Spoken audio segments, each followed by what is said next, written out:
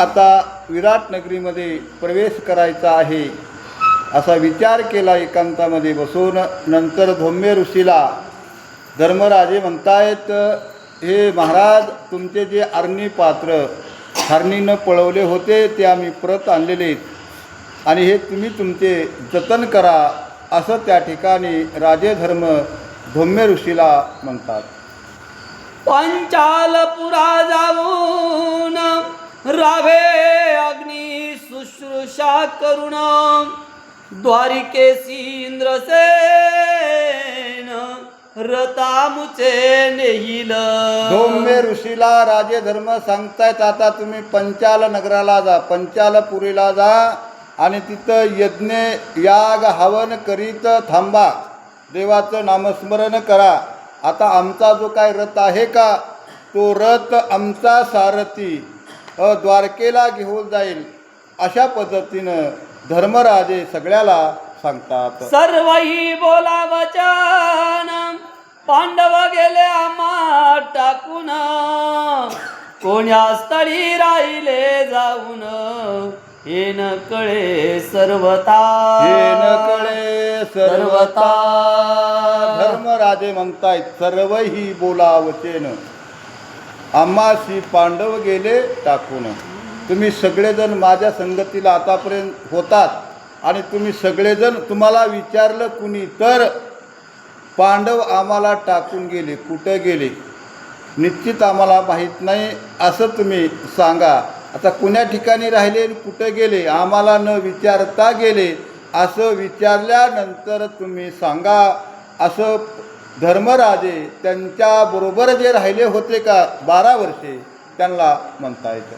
यावरी महाराज धौम्य धर्माशी बोले सप्रेम, नित्य प्रवास कष्ट परम त्याहुनी श्रम परग्रही. हो, धौम्य ऋषी सप्रेम होऊन म्हणू लागले, प्रेमानं म्हणतायत, सप्रेम म्हणतायत. हो, तीर्थयात्रा करीत असताना, प्रवास करीत असताना खूप मोठे कष्ट होतात महाराज. प्रवास करीत असताना, तीर्थयात्रा करीत असताना, अनेक ठिकाणी फिरत असताना खूप मोठे कष्ट होतात आणि श्रम होतात आणि त्याच्यापेक्षाही दुसऱ्याच्या घरी राहणं त्याच्यापेक्षा कष्ट आहेत महाराज. ज्यावेळेस आपण प्रवास करतो का इष्टीद्वारे, वाहनाद्वारे अनेक प्रकारचे कष्ट होतात आपल्याला. जो प्रवासाला जातो त्यालाच माहिती महाराज, जो जात नाही त्याला नाही माहिती. आणि दुसऱ्याच्या घरी राहणं खूप मोठे कष्ट होत आहेत असं कोण म्हणतंय? धौम्य ऋषी राजा धर्माला सांगतात. राजग्रही राणे कठीण बहुत न करावे संघटना, वा, जैसी अग्नि सेवा दुरून याचक करीती सप्रेम. त्यातली त्यात सर्वसाधारण माणसाच्या घरी राहणं सुलभ आहे महाराज. साधारण माणसं घरी गेल्यानंतर व्यवस्थित प्रकारचं सांभाळतात, साधे माणसं, गरीब माणसं. आणि पुन्हा राजाच्या इथं राहणं म्हणजे खूप मोठं कठीण आहे. राजा काय कुणाला समजित नसतो महाराज, त्याला समजायची मी गरज नसते. म्हणून करता राजघरही राहणं फार मोठं कठीण आहे. आणि किती राहायचे? 1 वर्ष राहायचे. पुन्हा गोपनीय राहायचे, अज्ञातवासामध्ये राहायचे. म्हणून करता खूप मोठं कठीण आहे असं धौम्य सांगतात.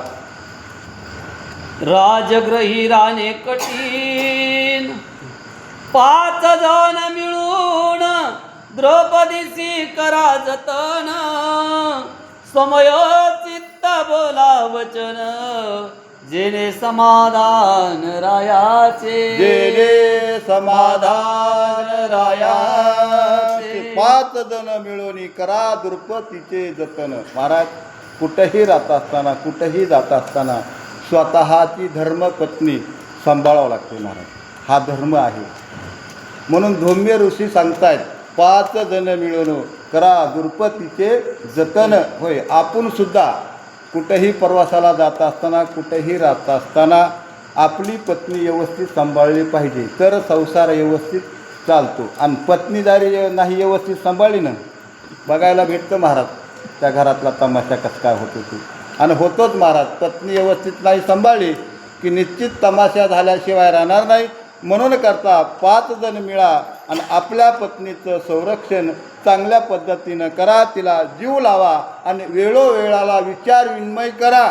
कोण कुठे आहे, कोण कुठे आहे. दुसऱ्याच्या घरी राहायचं असल्यामुळं खूप मोठा त्रास होतो आणि एखाद्याला जर त्रास झाला जर होत असेल तर ती नोकरी बदलता येते. मला आता नोकरीनंच राहायचं आहे ना, तिथं सेवा करायला राहायचं आहे. म्हणून करता वेळोवेळाला विचार करा, विचार विनिमयात या आणि अशा प्रकारे सांगतात.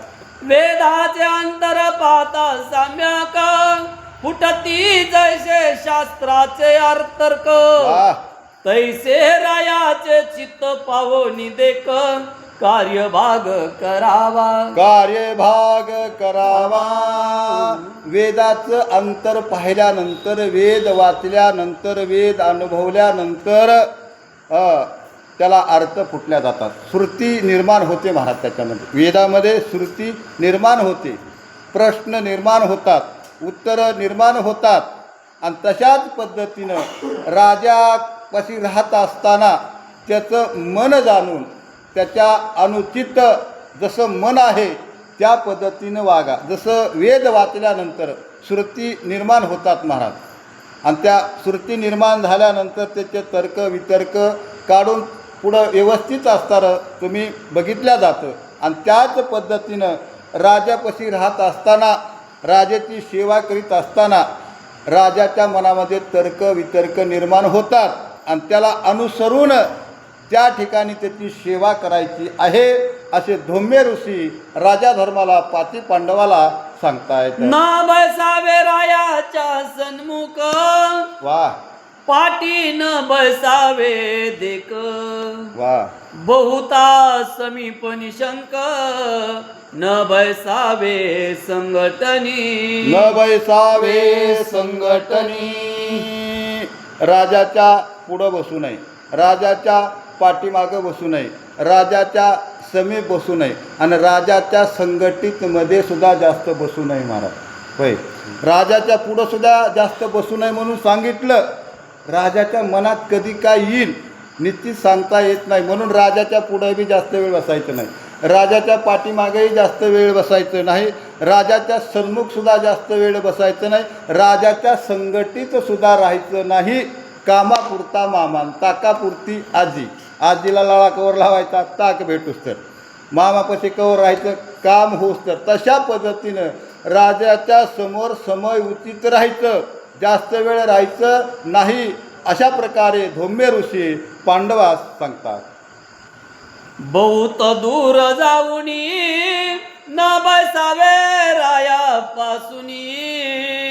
वा. क्षणोक्षणान लागावे कानी मंत्री मनी विटती. मंत्री मनी विटतील. राजापासून लय लांबी जाऊन बसायचं नाही महाराज.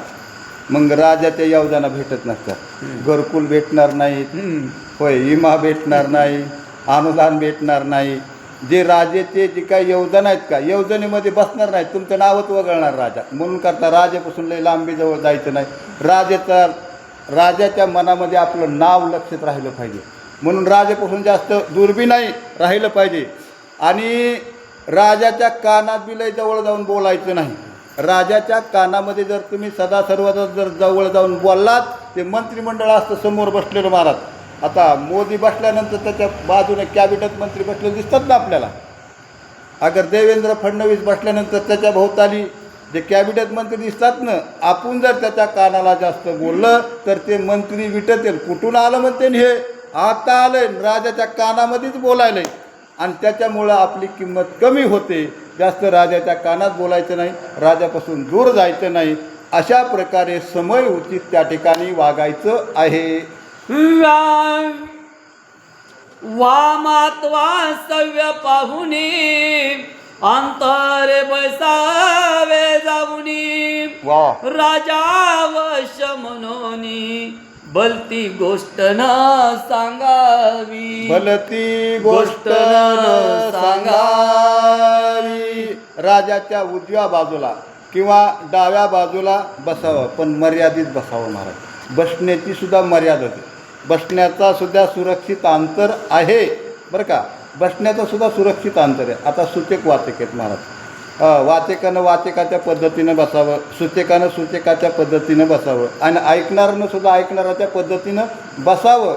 राजापाशी बसल्यानंतर डाव्या बाजूला किंवा उजव्या बाजूला बसावं आणि लई दोस्ती राजाची झाली म्हणून सदा सर्वदा राजाला काही घराने एक सांगू नयेत.